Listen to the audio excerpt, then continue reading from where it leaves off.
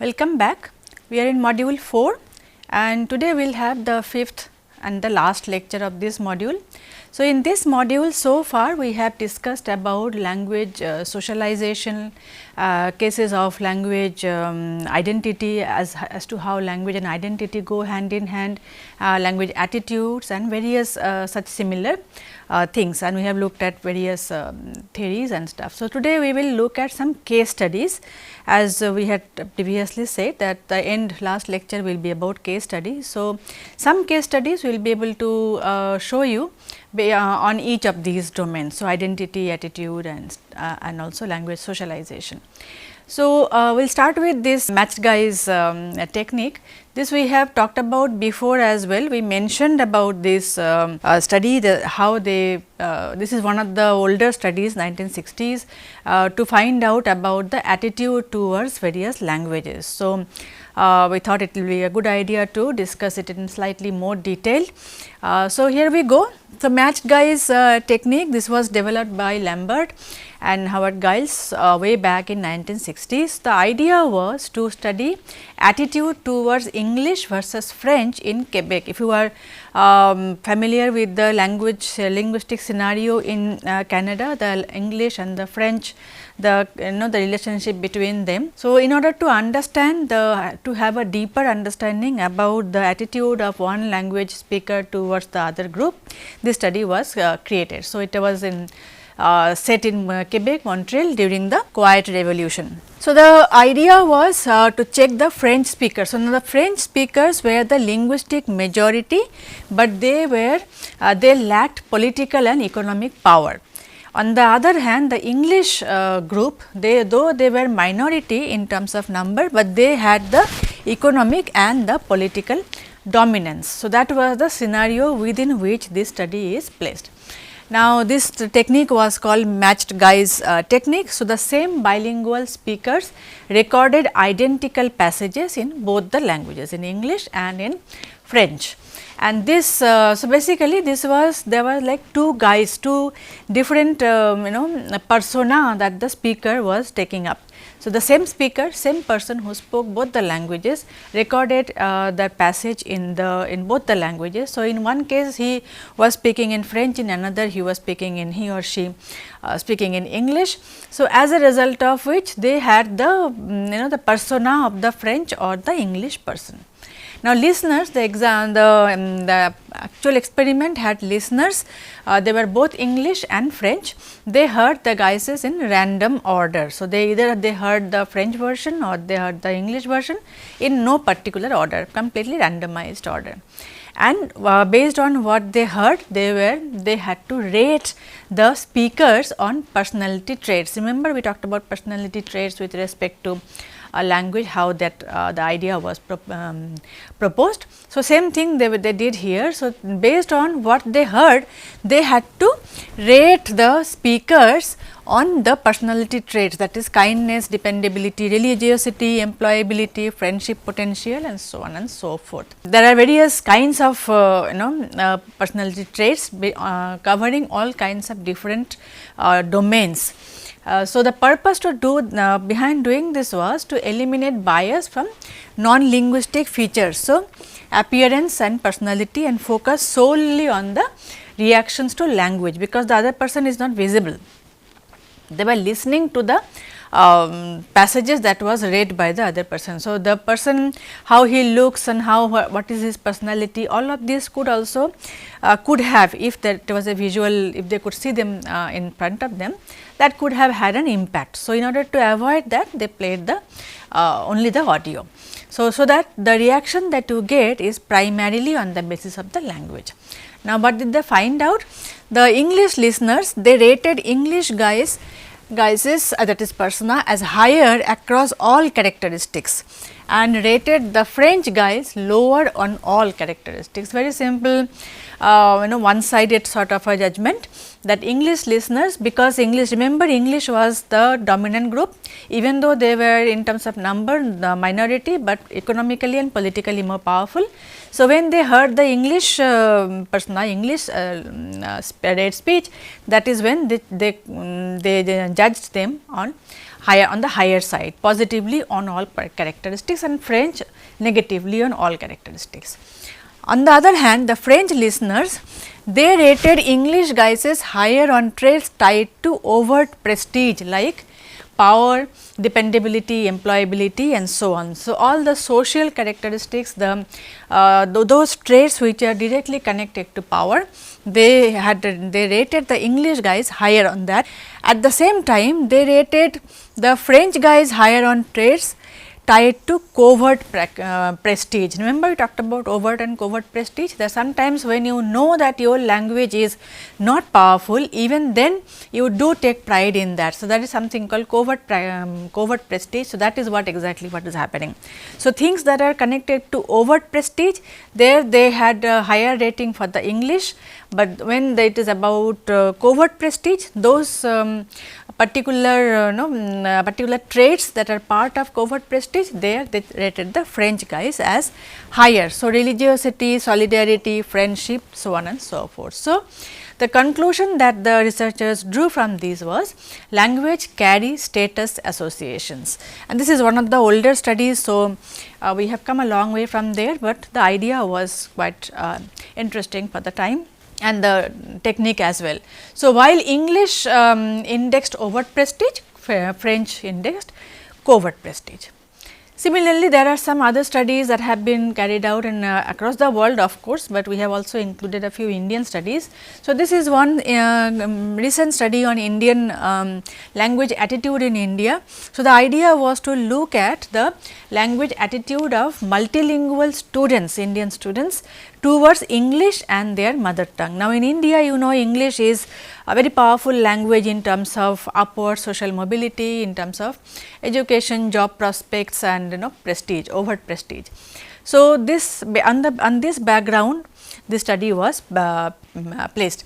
Now, in English because of the English, the prestige that English has in Indian context and many other countries as well, the mother tongue very often suffers. So, language shift will be a direct result of that.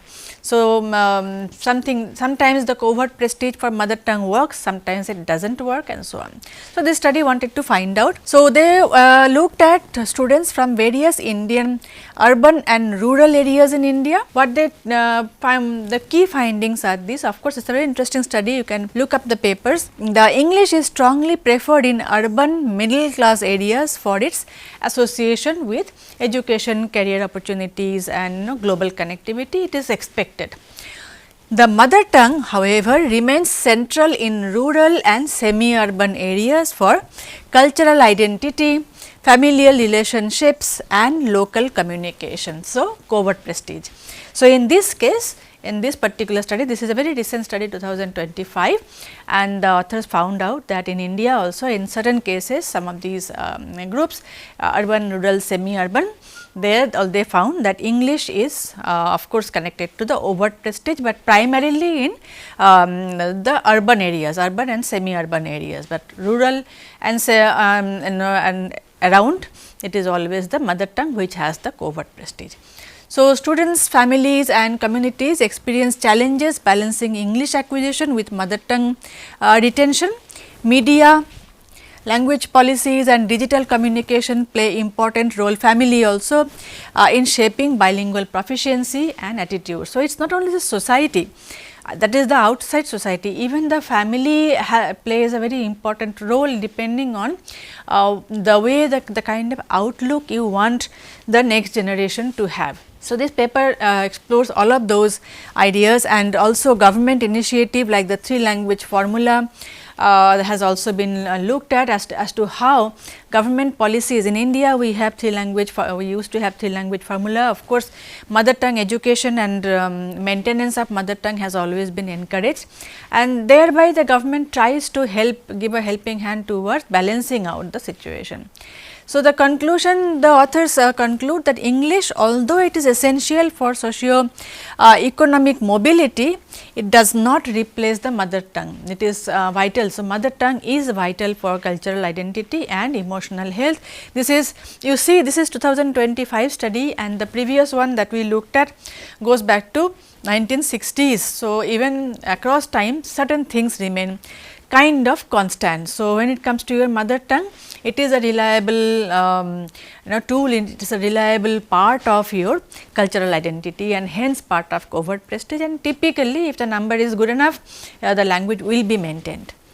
Now, case studies on language identity, this is from 2001. So, this was a study on Dominican Americans.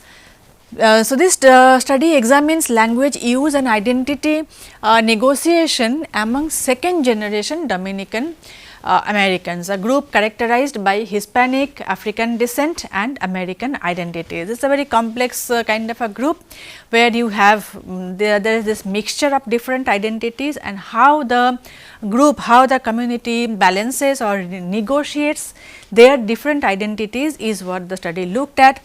So, language is central as both a symbol and medium for constructing social identities in the multi-ethnic, low income, urban US urban environment. So, the setting is US, it is an urban setting, and this is a multilingual,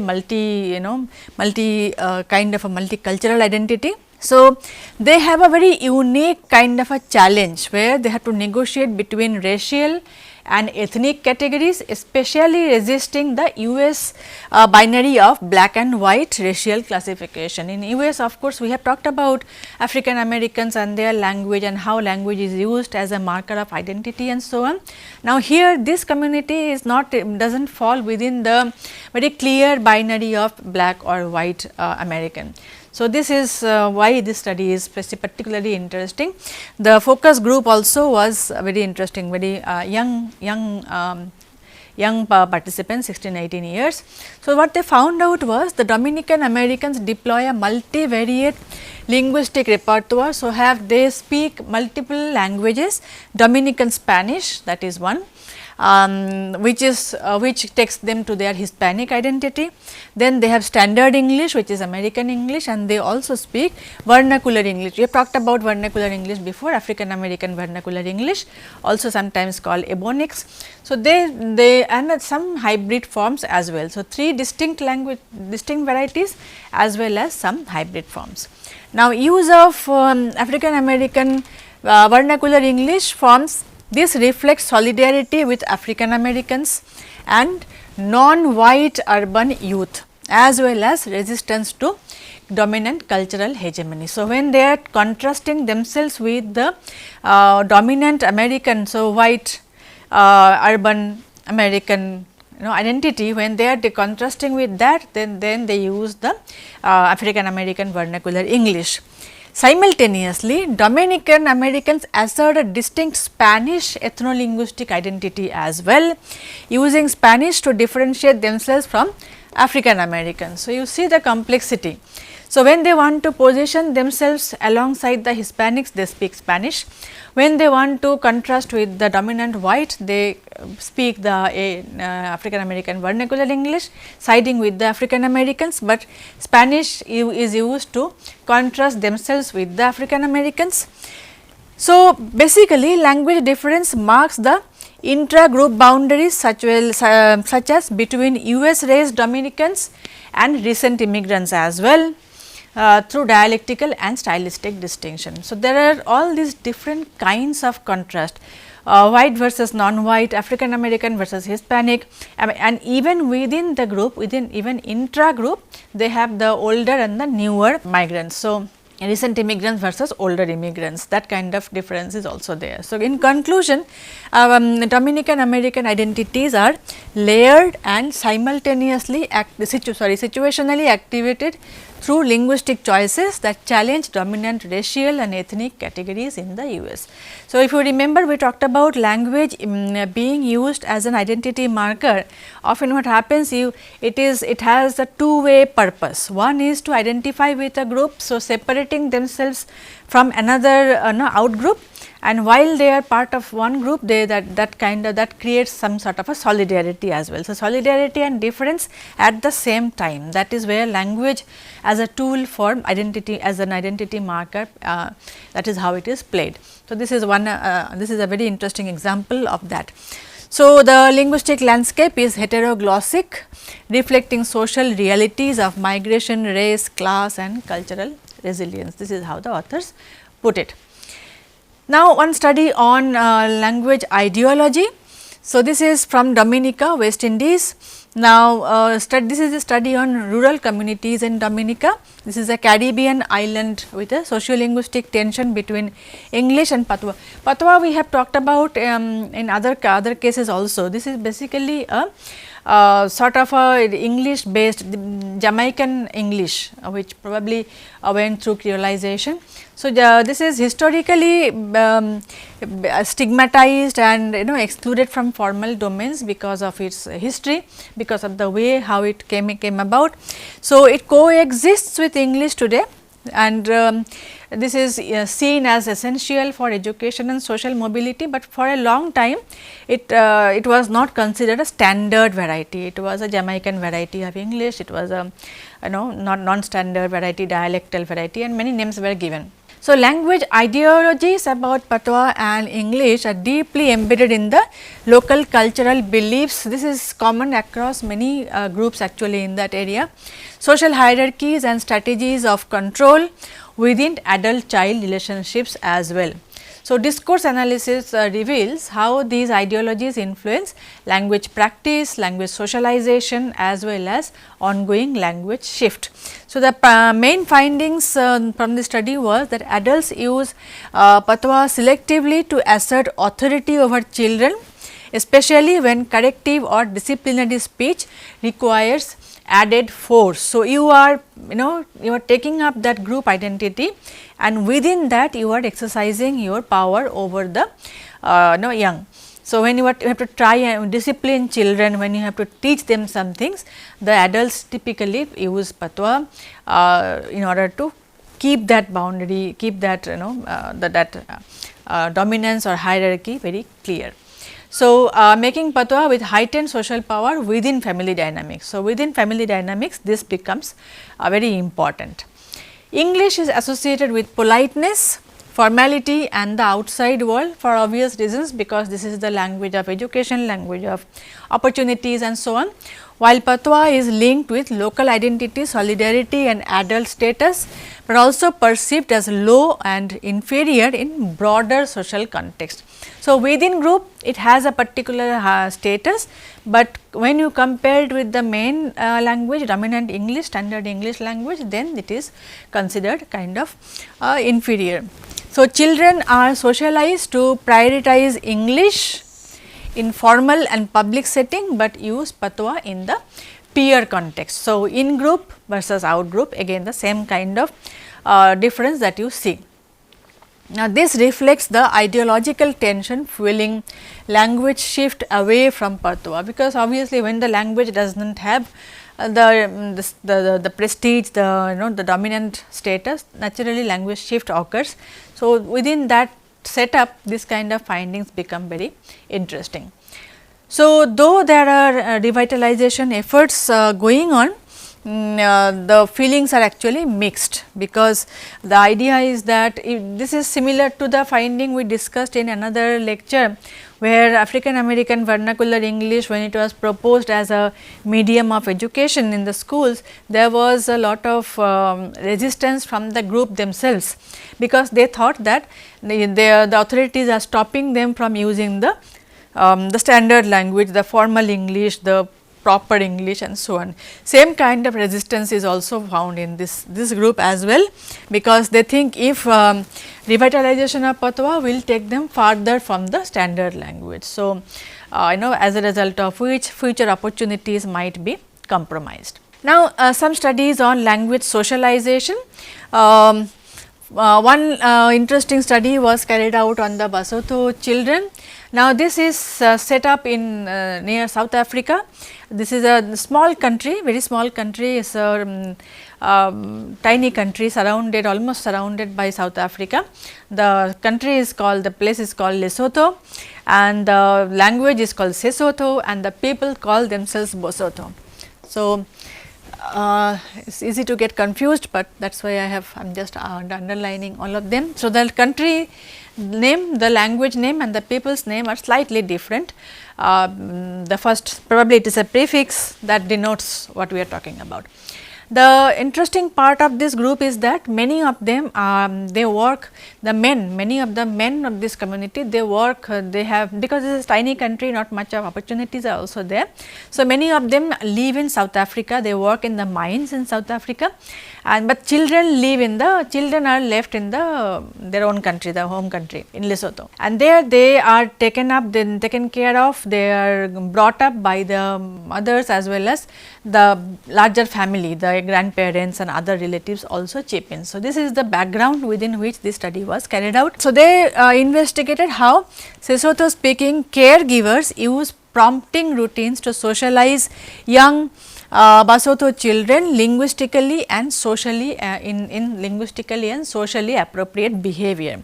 Because this is a large community that is bringing up the children, and what are the techniques that the elders use for help them learn not only the linguistically appropriate, but socially appropriate behavior. So, the children grow up in extended family units where caregiving is shared across mothers, grandmothers and older siblings. Men generally play a minor role. So, social and linguistic environment includes practices such as fosterage and collective child rearing because of the social reality that the group has. So, they do it together. So, the children are fostered and collectively reared. So, what they found out was whoever the caregivers are, maybe mothers, grandmothers or other older siblings or other people, the similarity was that they use various kinds of prompts. So, say, tell, sing, constantly they do to encourage children to talk, join social routine and learn culturally appropriate responses. So, these help children to learn politeness, assertiveness and social norms through repeated verbal routines. This is a sort of a routine, sort of a constant rehearsal as to how one should speak, and through which the children are initiated into the towards the adult life as to how to behave properly in culturally appropriate way. So, this is the picture of the group of the Basotho people. So, prompt include both direct and indirect reported speech, aiding children in learning to shift person and pronoun forms appropriately. Older children obviously receive fewer prompts, because as they grow they have understood the pattern, they need less prompts, but younger children need more of prompts. So, these are the primary functions. So, encouraging speech production and conversation participation, also teaching politeness. So, social instruction on behavior such as sharing, gift giving and respectful communication are also part of the teaching. So, the primary conclusion that the authors have drawn was prompting routines. They call it prompting routine because this is a constant thing about language behavior in that community, represent an essential pedagogical and social tool in Basotho child language socialization, integrating linguistic training with cultural and social values. Why it is interesting? One might think this is how we all do in every community, this is how it goes, but in this community this is done overtly, in a very clear cut way. That is why it is interesting. Similarly, and other studies have also been looked at. For example, other groups have also been looked at. 2 Mexican homes. This is a very well-known study by Eisenberg. Mexican families, Mexican homes. So, 2 Mexican immigrant families in Northern California, US. The study investigates the role and nature of teasing.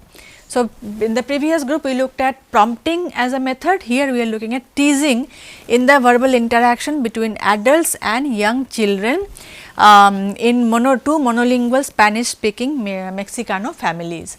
So, teasing is examined as a culturally specific practice.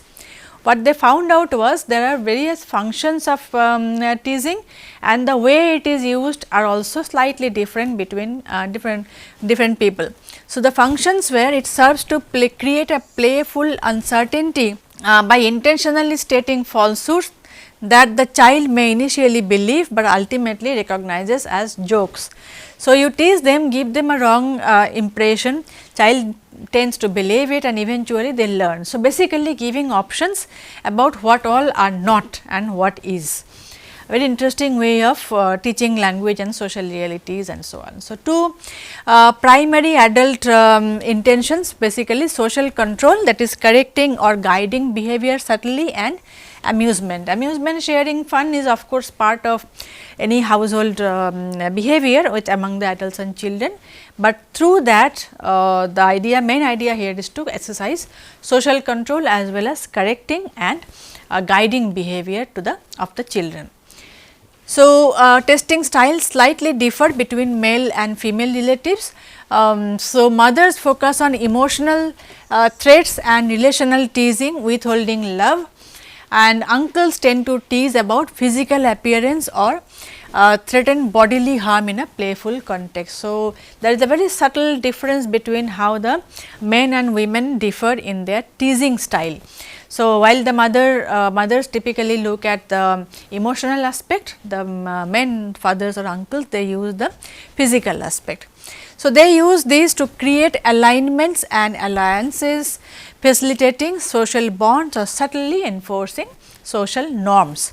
So, this is how basically across language groups you will see the primary idea is same, not only to teach younger children to youngsters to how to use the language properly or to have better language production skills, but also at the same time through all of these to learn the social and cultural norms of the group. That is the baseline, but different communities do it differently. So, these interactions allow children to learn nuanced social and linguistic cues, including recognizing irony, sarcasm and social positioning, very crucial, because until it needs, see here they are nudging the children slightly, not entirely indirectly, they are nudging them to understand some very crucial things of adult life, adult linguistic behavior. One of them is social positioning, as to how you give how to identify subtle cues in the language,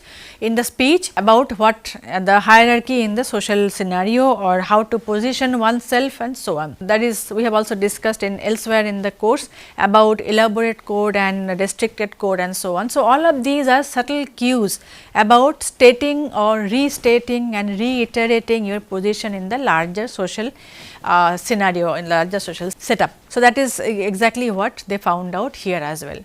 So, children gradually learn how to recognize teasing as a play and begin to participate more actively. So, differences in children's teasing skills are linked to age, personality and varying experiences. So, once they have gone through some time of this kind of activities, they themselves develop the teasing competence as well. So, they understand the non-literal meaning, they are using sing-song intonations and also crafting responses that diffuse or extend the play. So, they eventually they become adept at it. And so, that is, and to what extent they learn and what they learn of course, are linked to different things like age, personality and of course, experiences. So, the conclusion that the authors drew here was teasing is both a form of verbal play and a tool for social control, like the other studies that we have talked about. So, with this we come to the end of this module, this lecture as well as this module. We have given you a brief overview about the language, various kinds of language attitude, ideology and how socialization plays out in through language, and now with some case studies we have given you hopefully a broader idea. Thank you.